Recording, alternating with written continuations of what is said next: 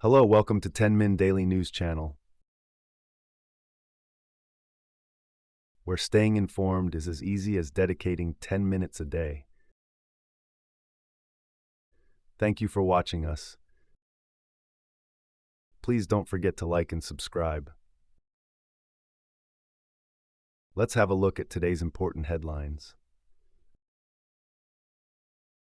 Oil giant Shell has suspended all shipments through the Red Sea. Pakistan condemns an attack by Iran and says it killed 2 children and wounded 3 people. Supreme Court declines Indiana school's appeal on transgender bathroom order. White House, the Houthis still have a choice. Washington does not want war with them. The U.S. launched a new strike against the Yemen-based Houthis on Tuesday, hitting anti-ship missiles in the third assault on the Iranian-backed group in recent days. President of Russia, Vladimir Putin, meets with the Minister of Foreign Affairs of North Korea. British PM Sunak faces major rebellion over Rwanda legislation.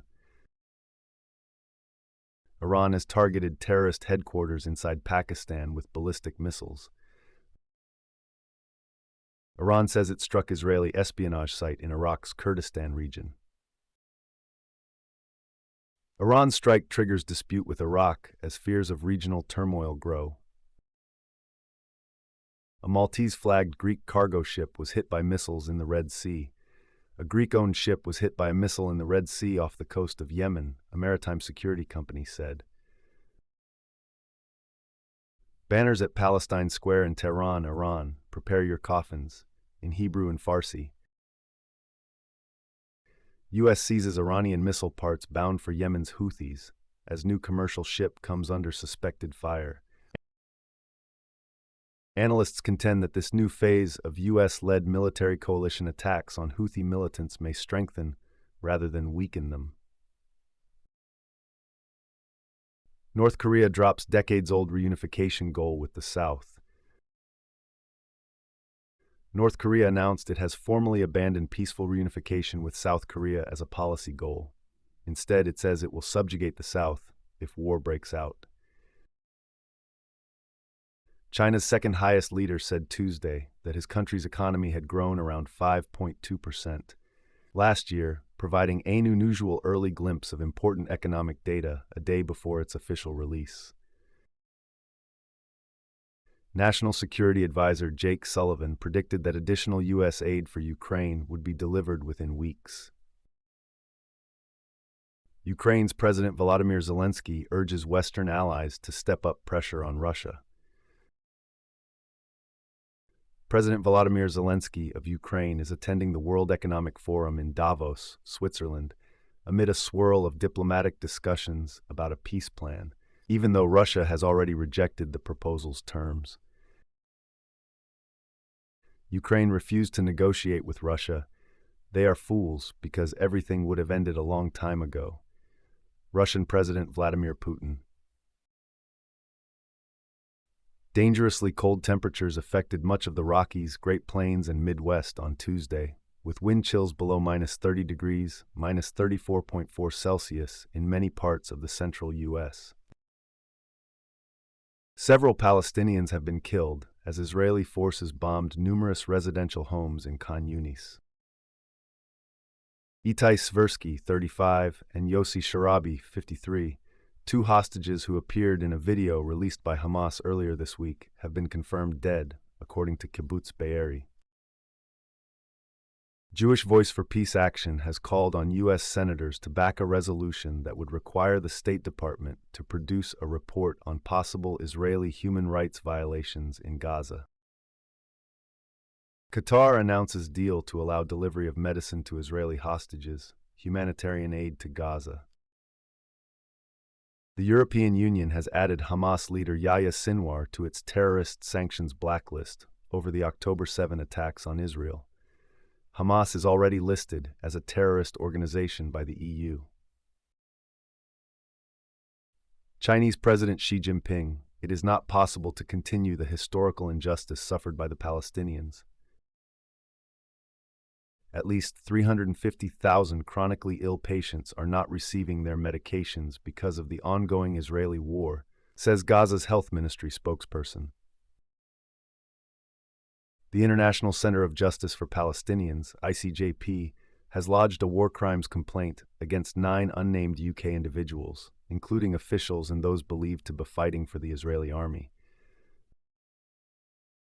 Gaza urgently needs more aid or its population will face famine and disease, UN agencies warn. 4. 368 Palestinian students have been killed in the occupied territories since the start of the Israeli aggression on October 7th on the Gaza Strip, says Palestinian Education Ministry. After a 2-month halt, the Palestine Red Crescent Society said it could resume emergency and rescue services in Gaza City because the Israeli military is withdrawing forces from the areas around some hospitals in northern Gaza. Gunfire at Egypt-Israel border leaves 1 dead, others injured. Former President Donald Trump on Tuesday morning turned his attention from the previous night's landslide victory in the Iowa caucuses to his defamation trial in New York. Just hours after former President Trump won the Iowa caucuses, the European Parliament president warned that democracy will be put to the test in the United States and in Europe during the elections this coming year.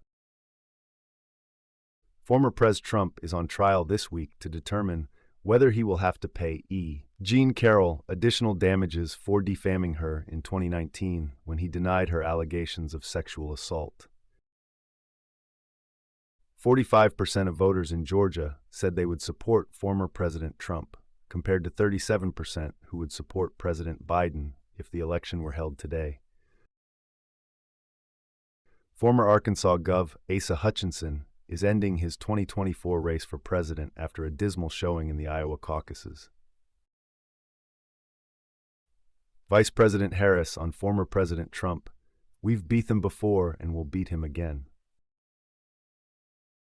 Republican presidential candidate Nikki Haley has announced that she will only debate former President Trump or President Biden, following a third-place finish at the Iowa caucuses. Donald Trump, Biden is the worst president in American history. Former President Trump secured a resounding win in the first 2024 Republican presidential contest in Iowa on Monday. In a posting spree on Truth Social, former President Trump blasted writer Jean Carroll as he attended a defamation trial in New York City. He described Carroll as a woman seeking fame, fortune, and publicity for her ridiculous book. Thank you for watching 10 Min Daily News Channel. Please don't forget to like and subscribe.